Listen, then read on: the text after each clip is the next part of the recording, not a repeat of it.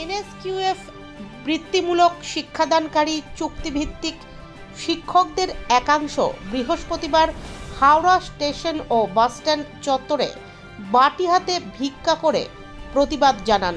তাদের দাবি, কেন্দ্র সরকারের সমগ্র শিক্ষা অভিযানের অন্তর্ভুক্ত এই সকল শিক্ষকদের রাজ্যের কারিগরি দফতরের মাধ্যমে নিয়োগ করা হয়, কিন্তু সেই নিয়োগটি চুক্তিভিত্তিক এবং এজেন্সির মাধ্যমে তাদের পাওনাগণ্ডা পেতে হয়। বিভিন্ন সরকারি ও সরকার সাহায্যপ্রাপ্ত স্কুলে নবম থেকে দ্বাদশ শ্রেণীর ছাত্রছাত্রীদের কারিগরি শিক্ষা প্রদানের কাজে তারা নিযুক্ত। তাদের স্বল্প বেতনে বছরের পর বছর কাজ করানো হচ্ছে, অথচ সামাজিক সুরক্ষার কোনো সুযোগ সুবিধাই পান না বলে তাদের দাবি। এছাড়াও বিগত বেশ কয়েক মাসের বেতন বকেয়া রয়েছে। চুক্তিভিত্তিক নিয়োগের পরও কিছু মাস ছাড়াই নাকি তাদের পরীক্ষা নেওয়া হয় এবং পরীক্ষার অজুহাতে শিক্ষকদের ছাঁটাই করা হয়। উল্লেখ্য, বর্তমানে রাজ্যে প্রায় 2900 জন এনএসকিউএফ শিক্ষাকর্মী, অতীতে প্রায় 218 জন ল্যাব অ্যাসিস্ট্যান্ট ছাঁটাই করা হয়েছে। দাবি জানালেও প্রায় 37 মাস হয়ে গেলেও তাদের পুনর্বহাল করা হয়নি।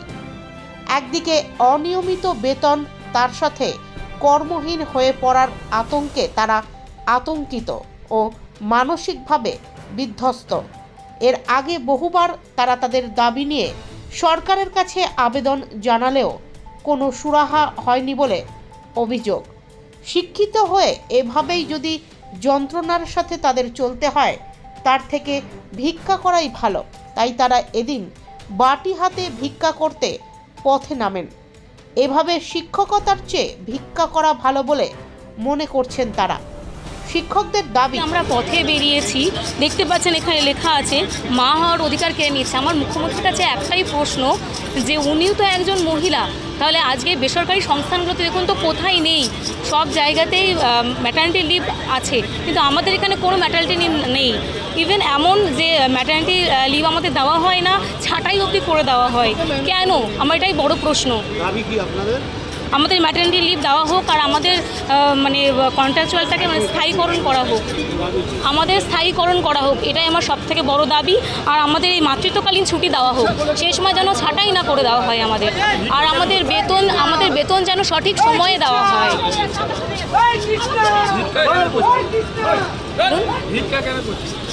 কি করব, আমাদের 6 মাস ধরে 7 মাস ধরে বেতন হয় না।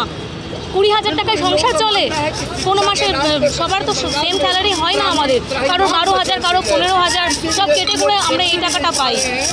কি করে সংসার চলবে আমাদের? হ্যাঁ, আজকের দিনে বেরোতে বাধ্য হয়েছি, কি করব আমরা, আপনারা বলুন। আমার নাম পৌলমী মণ্ডল।